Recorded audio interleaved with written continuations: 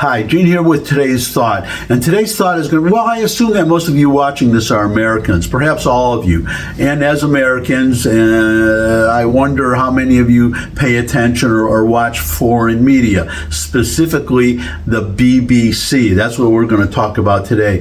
The BBC, the British Broadcasting Corporation, they are notorious for their anti-Israel bias.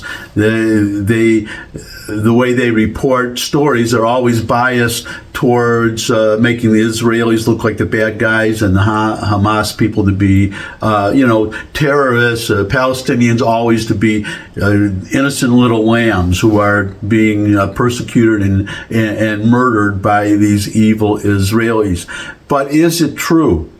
Is it true? So the best way to settle the issue is to show you.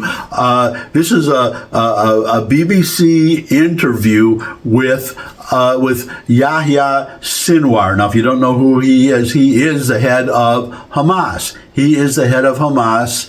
He's number one target on the Israeli hit list in Gaza right now. He's hiding out in Gaza somewhere, and the BBC managed to get an interview with him. So I'm just going to show you the BBC interview, and you can decide whether there's any anti-Israel, pro-Hamas bias.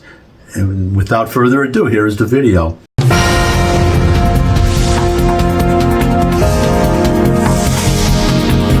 Good evening from London. 39 days after Hamas freedom fighters peacefully attacked Israel, we have now an exclusive interview with its leader, Yahya Sinwar. Yes, good evening, Rachel. Let me just correct you. Oh. There were also freedom rapists and freedom butchers. Of course, I apologize. Mr. Sinwar, I understand that you are now working towards a ceasefire. Yes, Rachel, you know me. Wherever there is fire, I say, let's seize it. All we are saying is give ceasefire a chance. The fire must be seized. Yeah, the situation in Gaza is terrible, Rachel. All innocent civilians are running out of town, so we are left without protection. With no human shield at all. So unfair. So unfair. In our hospitals, Rachel, our schools all run out of rockets. Oh. How are we supposed to kill Jews like this? I mean, with lectures? Actually, we've tried that one. Didn't work.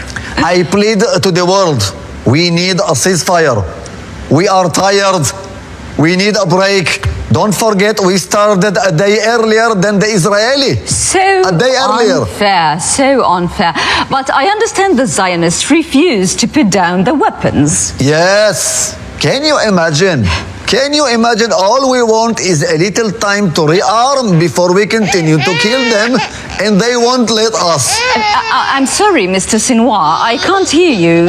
All this noise in the background. Yeah, I'm sorry, Rachel. There is a baby here. Could you please get him to be quiet? Yeah, I wish I could. He's not mine, and his mother is in Israel. Never mind. Okay, look, it's really hard to conduct an interview with this noisy kidnapped baby. Is he always like that? Oh, at night it's even worse, Rachel. Every time we fire a rocket, he wakes up. Oh, no. I didn't have one good night sleep in a month. Wait, are you telling me that there is an Israeli baby that's torturing you by sleep deprivation? Yes! Occupying your house. Yes!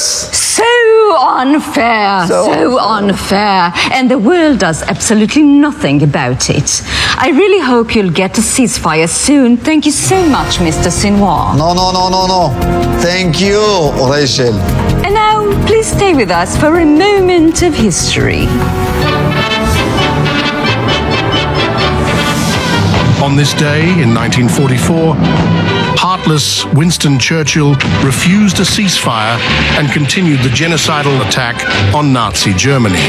As we well know now, far more German civilians have died in the war, which makes them the victims and Britain the war criminal. Welcome back. Obviously, that was a satire. Or was it? I'll let you decide. That's my thought for today. Thanks for stopping by. If you could subscribe, that would really be great. Share this video with anyone you think would benefit from it. But most of all, come back and see me again. I would love to see all of you again. And until I do see all of you again, bye.